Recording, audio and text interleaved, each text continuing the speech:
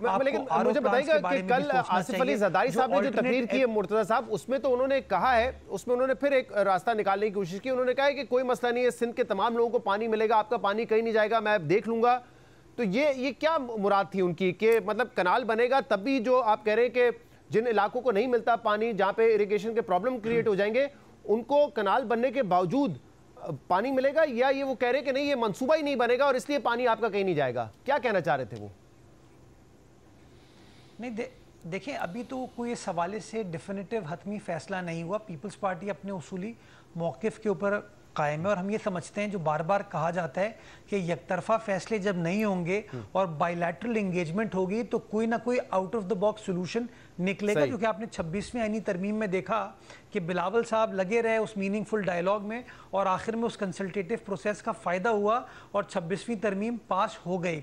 हम ये कहते हैं कि बिल्कुल हमें अपनी एग्रीकल्चरल प्रोडक्ट को बढ़ाने की ज़रूरत है, चाहे वो सूबा सिंध हो, बलूचिस्तान हो, पंजाब हो, खैबर पख्तूनख्वा हो, लेकिन नेचुरली आपको पैरामीटर्स तय करने होंगे। आपको जो रिजर्वेशन हैं लोअर राइपेरियन के लोगों के, उन बताइएगा, क्योंकि ये देखिए ये मैं आपको बता रहा हूं कि ये टेक्नोलॉजी, ये टॉप लेवल पे एक ऐसा मामला है जो कि समझा जाता है कि एक बड़ा इशू बन सकता है।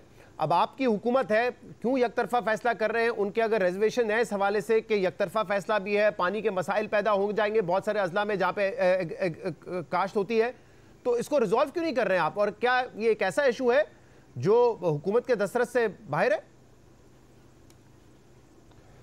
देखिए शहजाद साहब, गुजारिश ये है कि आप इशू बनाना चाह रहे हैं हमारे दोनों के दरमियान, हम इशू बनाना चाह नहीं रहे। और मैं बिल्कुल दोबारा आपको शहजाद साहब कह दूं कि ये वाले जो मामले अगर हम 26वीं तरमीम मिलके कर सकते हैं, अगर हुकूमत बना सकते हैं मिलके और लॉन्ग टर्म एक आपस में चलने की बात कर सकते हैं, तो क्या ख्याल है कि ये छोटे छोटे मसाइल और ये जो डे टू डे अफेयर्स हैं ये हल नहीं हो सकते? बिल्कुल होंगे और करके दिखाएंगे।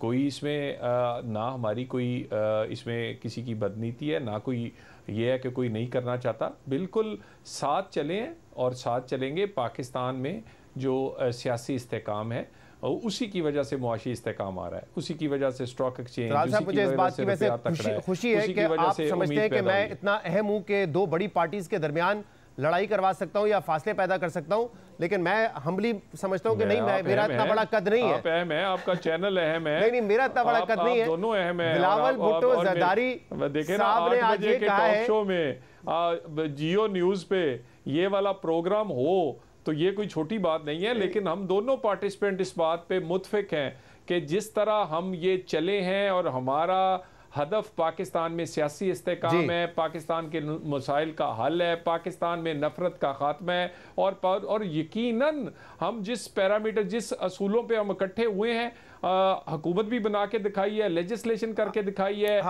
लेकिन मसाइल है और उसकी जिम्मेदारी मुझ पे नहीं आ सकती, क्योंकि बिलावल साहब ने आज ये कहा, ये शहजाद इकबाल ने नहीं कहा, बिलावल साहब ने कहा है कि नून लीग की सियासत मोटरवे से शुरू होती है और मेट्रो पे खत्म होती है। आपके मैंडेट पे सवाल वो उठा रहे हैं, तो उसमें मेरे तनकीद नहीं कि बिलावल साहब कह रहे हैं जो फासले हैं वो आप लोगों के दरमियान है और आप लोगों के बयानात से ही जो है सामने आ रहे हैं।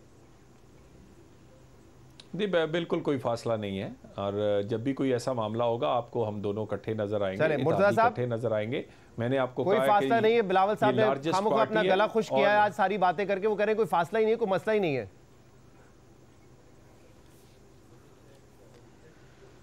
नहीं, ज़हनी सोच का शायद मसला नहीं हो सकता।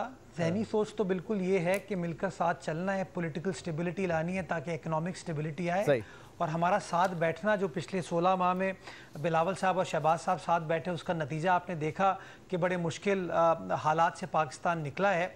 उसी सोच को आगे लेकर चलने की ज़रूरत है। और आप समझते हैं कि ऐसे इश्यूज हैं जब इस सोच के साथ आगे बढ़ेंगे जो कि रिजॉल्व हो जाएंगे। मुझे क्विकली, क्योंकि एक और इशू पे बात कर रहे हैं, मेरा ये मानना है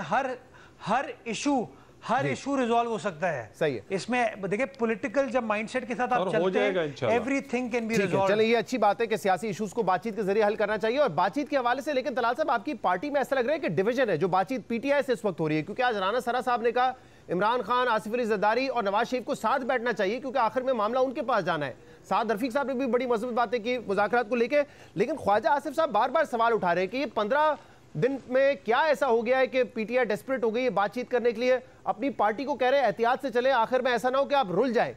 तो ये क्या मामला है? क्या पार्टी में क्या डिवीजन है किसी सतह पे कि एक सेगमेंट चाहता है कि मुज़ाकरात हो, दूसरा चाहता है कि ना हो?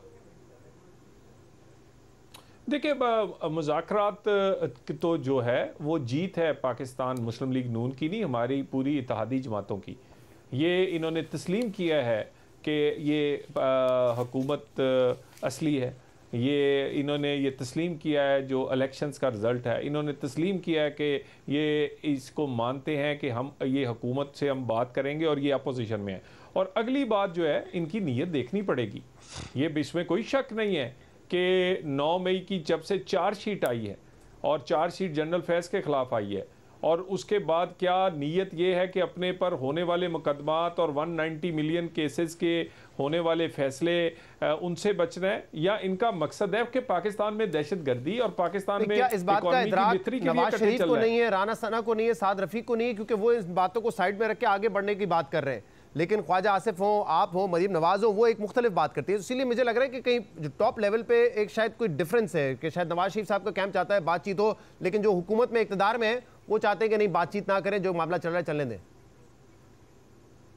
देखिए शहजाद साहब, मैंने आपसे कहा है बिल्कुल एक ही बात है, हम बड़े क्लियर हैं, हम चाहते हैं पाकिस्तान में सियासी इस्तेकाम मज़ीद आना चाहिए और सूबे को वफाक पे हमलावर होने की बजाय पार्टनर बन के काम करना चाहिए। वहाँ पर दहशत गर्दी का मसला है, कोरम जैसा मसला है, सेहत तालीम का मसला है, मसलन पंजाब में और इसी तरह सिंध में हर दूसरे तीसरे दिन कोई नया प्रोजेक्ट आ रहा है, कोई इफ्तिताह हो रहा है, कोई संगे बुनियाद KPK में नहीं हो रहा। इसी तरह देखिए, ये हम बातचीत करना चाहते हैं दहशत गर्दी पर, इकॉनमी पर, पाकिस्तान के लोगों के मसाइल पर, आम आदमी की ज़िंदगी आसान बनाने के लिए, लेकिन NRO के लिए बातचीत नहीं हो सकती और नहीं होगी। बगावत माफ़ नहीं की जा सकती और बगावत माफ़ नहीं होगी। सो बात ये क्लैरिटी इसमें रखे ना। सही है, ठीक है। एक सवाल जो पाकिस्तान के लोगों के लिए, एक और मामला है मुर्तज़ा साहब, कल बिलावल साहब ने ये कहा कि इस वक्त जो बाहर से प्रेशर आ रहा है, इमरान खान तो एक बहाना है, असल में हमारा जो एटमी प्रोग्राम है वो निशाना है, और इसी किस्म की बातें नून लीग के कुछ रहनुमा भी कर रहे हैं, ख्वाजा आसिफ साहब भी कर रहे हैं। अब मामला ये 2022 में इमरान खान ने एक साइफर को इस्तेमाल किया और कहा कि ये बैरूनी साजिश है जिसके जरिए मेरी हुकूमत गिराई जा रही है, गुलामी हमें नामंजूर है। और उस वक्त बिलावल साहब कहते थे कि हमारी फॉरेन पॉलिसी को बर्बाद करके जा रहे हैं इमरान खान, अमेरिका एक सुपर पावर है, ऐसे बयान नहीं देने चाहिए। ख्वाजा आसिफ ने कहा अमेरिका हमारा वेंटिलेटर है। शहबाज शरीफ साहब वजीर आजम बनने से 2 दिन पहले कह रहे थे बेगर्स कांट बी चूजर्स। अब 2 साल बाद हम ये देख रहे हैं, क्योंकि इमरान खान के हक में बयानात आना शुरू हुए, रिचर्ड ग्रेनेल साहब के खासतौर पे जो कि कैबिनेट का हिस्सा होंगे ट्रंप की, तो जो सूरत हाल है वो यकसर तब्दील हो चुकी है। अब PTI उसको वेलकम कर रही है, पहले कहते थे गुलामी नामंजूर, लेकिन अब आप लोगों की जमातें, बिलावल साहब अब कह रहे हैं कि ये मसला असल में हमारा एटमी प्रोग्राम है। तो क्या अब आप लोग भी एक नैरेटिव बनाने की कोशिश कर रहे हैं? क्योंकि बिलावल साहब तो पिछले साल अमेरिका होकर आए बतौर वजीर खारजा, ऐसी कोई बात नहीं की। सडनली आपको क्यों लग रहा है कि अगर बयानात इमरान खान के हक में आ रहे हैं तो वो हदफ हमारा एटमी प्रोग्राम है? क्या अब एटमी प्रोग्राम को हमारी फॉरेन पॉलिसी और सियासत के लिए इस्तेमाल किया जाएगा? नहीं शहजाद, मैं समझता हूँ थोड़ी सी अगर आप तहकीक कर लें तो रिचर्ड ग्रेनर साहब का बैकग्राउंड ज़रा देख लीजिए, वो उनका स्पॉन्सर कौन है, वो किस ज़ायनिस्ट लॉबी की सपोर्ट हासिल रही है, और आप सबको पता है कि जो ज़ायनिस्ट लॉबी है उसका नुक्ता नज़र पाकिस्तान की जो एटमी क़ुव्वत है, पाकिस्तान की जो मिज़िल टेक्नोलॉजी है उसके बारे में क्या है, ये हम सबको पता है। और मैं समझता हूँ बिलावल साहब के ख़ानदान ने, चाहे वो उनके नाना भुट्टो साहब हों या उनकी वालदा शहीद मोहतरमा बेनज़ीर भुट्टो हों, दोनों ने ये एटमी प्रोग्राम और मिज़िल टेक्नोलॉजी के लिए जो कुर्बानियाँ दी हैं, नेचुरली वो उन कुर्बानियों को हम रायगा नहीं जाने देंगे। हम ये समझते हैं कि जो ये ज़ायनिस्ट लॉबी है उसका हमेशा से इंटरेस्ट, हदफ ये रहा है कि किसी न किसी तरीके से पाकिस्तान को कमज़ोर किया जाए। वो नहीं चाहते कि पाकिस्तान के पास ये न्यूक्लियर कैपेबिलिटी हो। आपने कहा है कि रिचर्ड ग्रेनेल का ताल्लुक ज़ायनिस्ट लॉबी से है, उनकी सपोर्ट उनको हासिल है। मैं उम्मीद करता हूं क्योंकि आप एक जिम्मेदार ओहदे पर हैं तो आपके पास इसके शवाहिद भी मौजूद होंगे। दूसरा, जो पाकिस्तान के 4 इदारों पे सैंक्शंस लगे हैं जिनका ताल्लुक था लॉन्ग रेंज मिसाइल से, वो तो बाइडेन एडमिनिस्ट्रेशन ने लगाए, और ये वो बाइडेन एडमिनिस्ट्रेशन है जिस पर इमरान खान ये इल्जाम लगाते थे कि रिजीम चेंज में उनका हाथ था। और बाइडेन एडमिनिस्ट्रेशन वो रिजीम है जो कि इजराइल को इस वक्त मुकम्मल सपोर्ट कर रहा है गजा में। तो फिर ये कैसे 2+2 यहाँ पे बनता है? ये तो मतलब अभी तो ट्रंप हुकूमत नहीं आई, जो जो फैसले हैं हमारे मिसाइल प्रोग्राम के हवाले से वो तो बाइडेन एडमिनिस्ट्रेशन कर रही है। इलेक्शन शहजाद इलेक्शन तो हो गए ना, और हमारा इशू बाइडेन एडमिनिस्ट्रेशन या ट्रंप एडमिनिस्ट्रेशन से नहीं है। हमारा इशू तो सॉवरेनिटी ऑफ पाकिस्तान के ऊपर है ना, कि पाकिस्तान की सालमियत को कौन डिक्टेट करेगा? कोई रिचर्ड ग्रेनर करेगा या पाकिस्तान का पार्लियामान करेगा? कोई ट्रंप करेगा या पाकिस्तान का वजीर आज़म, पाकिस्तान का सदर मुमलिकत, पाकिस्तान के इदारे करेंगे? तो मुझे तो हैरत ये होती है कि वही खान साहब, वही पीटीआई जो बार बार ये कहते थे कि अमेरिका साजिश करता है और फॉरेन इंटरफेरेंस नहीं होनी चाहिए, वो पाकिस्तान की सालमियत के खिलाफ है, आज वो कह रहे हैं कि नहीं, उनको करना चाहिए और इमरान खान को रिहा कराने उनका के लिए तो यूटर्न बड़ा वाज़ेह है, चीजों पे इंटरवीन लेकिन करना मसला ये है कि तो मुझे लगता है हुकूमत के इत्तेहादी है, पीडीएम में भी थे, उस वक्त ये कहा जाता था, उनका यूटर्न वाज़ेह है उनका नहीं, मैं इसलिए कह रहा हूं क्योंकि उस वक्त ये कहा जाता था कि आईएमएफ का जो प्रोग्राम था स्टैंड बाय, अमेरिका ने वो हमें दिलाने में मदद की है। ये वाला जो प्रोग्राम है उसमें भी अमेरिका को हुकूमत क्रेडिट देती है कि उन्होंने मदद की है। अगर अमेरिका इतना ही खिलाफ है पाकिस्तान के और वो चाहता है पाकिस्तान बर्बाद हो जाए, हमारे न्यूक्लियर प्रोग्राम बर्बाद हो जाए, तो वो आईएमएफ को क्यों कहेगा कि आप इनको इमदाद दें? वो बिल्कुल परे हट जाए, हम तो डिफॉल्ट के मुंह से वैसे ही निकले और हम मुश्किल में फंस जाते हैं। आप गौर से सुन ले, मैंने क्या कहा। अमेरिका के बारे में जिक्र नहीं किया, मैंने ज़ायनिस्ट लॉबी के बारे में बताया। मैंने आपको बताया रिचर्ड ग्रेनर साहब का ताल्लुक किन लोगों से, किन अवामिल से है। अमेरिका पाकिस्तान का स्ट्रेटेजिक पार्टनर 1947 से चला आ रहा है, कायदे आज़म लियाकत अली खान के ज़माने से चला आ रहा है। अप्स एंड डाउन्स रिलेशनशिप में आए हैं, लेकिन उन चीज़ों को हम अगेन इज़्ज़त एहतराम के साथ डील करते हैं। ना हम उनके इंटरनल मामलात में इंटरवीन करते हैं, ना अमेरिका हमारे इंटरनल मामलात में इंटरवीन करता है। बिल्कुल सही है, मैं समझता हूँ कोई दूसरी राय ना माजी में थी ना आज होनी चाहिए।